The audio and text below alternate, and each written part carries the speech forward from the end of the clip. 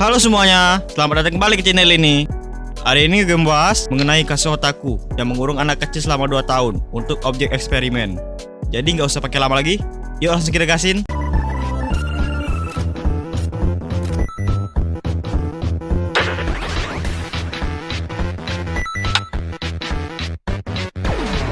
Kabu Terauchi, seorang remaja berusia 25 tahun, telah ditangkap dikarenakan menculik anak kecil berusia 13 tahun.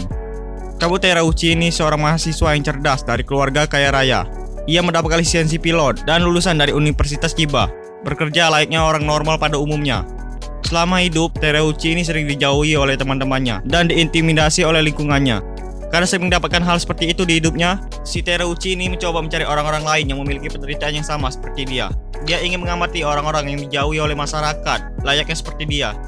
Dan pada akhirnya keinginan Terauchi untuk melakukan eksperimen pengamatan ini menyebabkan dia harus menculik Anna Saito. Penculikan Kabu Terauchi atas Anna Saito direncanakannya dengan baik. Dia meneliti kota-kota yang berbeda, mencoba menemukan tempat paling terpencil untuk melakukan penculikan seseorang. Namun lokasi Anna Saito ini bukan salah satu tempat pengamatan Terauchi. Dia menculik Anna Saito secara acak saja pada saat dia melihat Anna Saito hendak pulang dari sekolahnya. Kabu Terauchi langsung membuat rencananya secara singkat dan bergegas mengemudi ke prefektur Saitama di Jepang, tempat lokasi Anna Saito. Ia datang untuk menculik Anna Saito yang berusia 13 tahun. Oh ya, Anna Saito itu cuma nama samaran doang, karena dia belum cukup umur, makanya namanya nggak dikasih tahu. Menurut hukum Jepang kayak gitulah. Pada saat ketemu, Terauchi ini meyakinkan Anna Saito untuk masuk ke mobilnya dengan menipunya dengan berpura-pura menjadi pengacara yang menangani penceraian orang tuanya dan membuat cerita palsu agar dia dengan orang tuanya saling bermusuhan.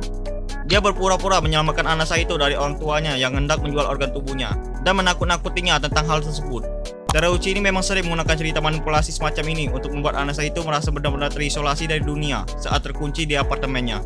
Dia mengubah kenyataan untuk membuat apartemennya tampak seperti tempat yang aman, di mana Anna Saito diperlakukan dengan baik di apartemennya, diberi makan dengan baik dan bahkan diberi mainan untuk dimainkan Anna Saito. Meskipun begitu, Kabu Terauchi terus mengawasinya dan mengamatinya. Anna Saito tidak pernah dianiaya atau dilukai secara fisik selama dia diculik Terauchi. Bahkan ada saat-saat Anna Saito dibawa keluar apartemen berjalan bersama dengan Terauchi walaupun dia terus diawasi.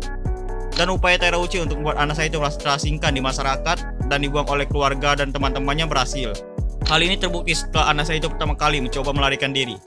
Memang Terauchi ini sering melakukan eksperimen untuk tidak mengunci pintunya.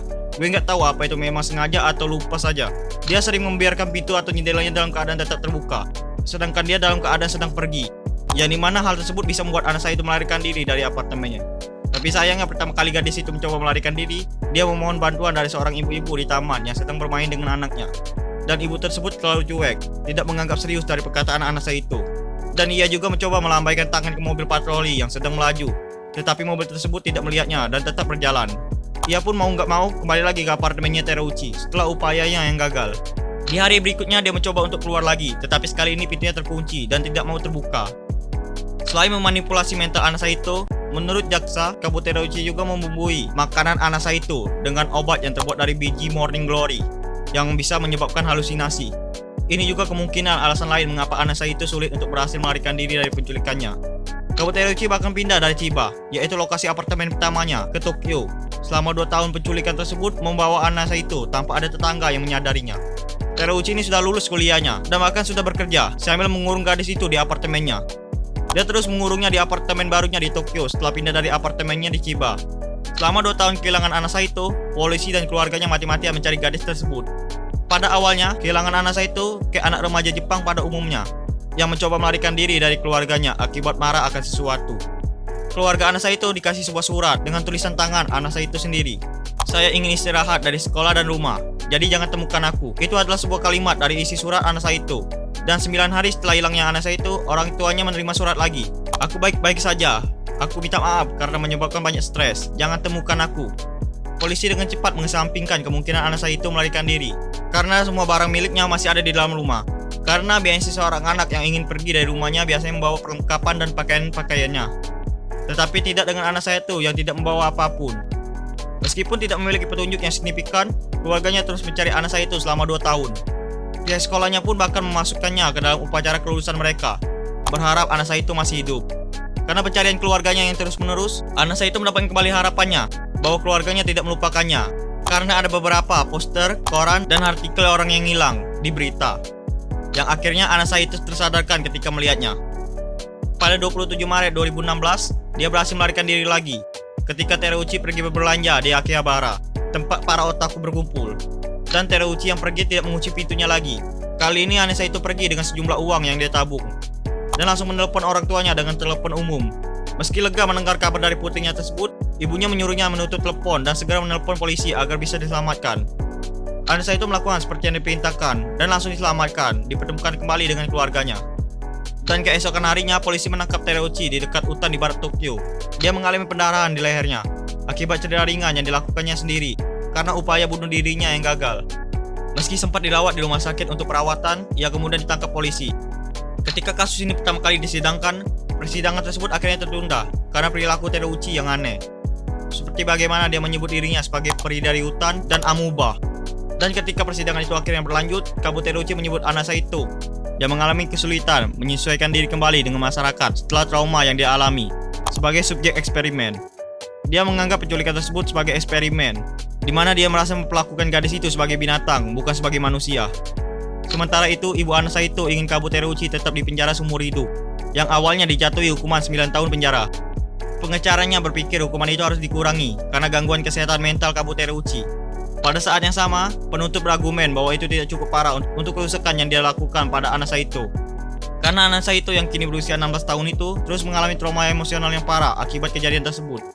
Kemudian ada sidang banding, di mana hukumannya ditingkatkan menjadi 12 tahun penjara. Dan pengacara Tereuchi mengatakan bahwa dia tidak dapat bertanggung jawab atas kejahatannya, karena kan ia telah didiagnosis dengan skizofrenia oleh dokter dari pengadilan lain. Pengadilan menerima permintaan pengacara untuk evaluasi psikiater Tereuchi, dan tanggal dimulainya kembali persidangan belum ditetapkan. Parah sih kalau ini beneran nggak di penjara. Kalau dia memang terbukti nggak gangguan mental, udah dikurung selama 2 tahun bro. Ya walaupun nggak benar-benar dikurung, karena sebenarnya bisa pergi nih cewek, tapi udah didoktrin kayak gitu, jadi kayaknya mau nggak mau harus nurut. Dan si Tereuchi ini benar-benar aneh juga. Kenapa dia nyulik orang cuman untuk ngabisin lauk makan dia aja? Gue kira ada modus gelap, apa transaksi apa-apa, atau jadi budak seks apa kayak gimana. Lah kalau cuma dipendepin di apartemennya doang, bodoh banget. Bawa gelandangan aja, kenapa enggak? Dan cerita ini mirip banget sama anime Epic Sugar Life. Bedanya kalau di sini bocilnya trauma, kalau di anime bocilnya sesat banget, malah jadi psikopat juga dia.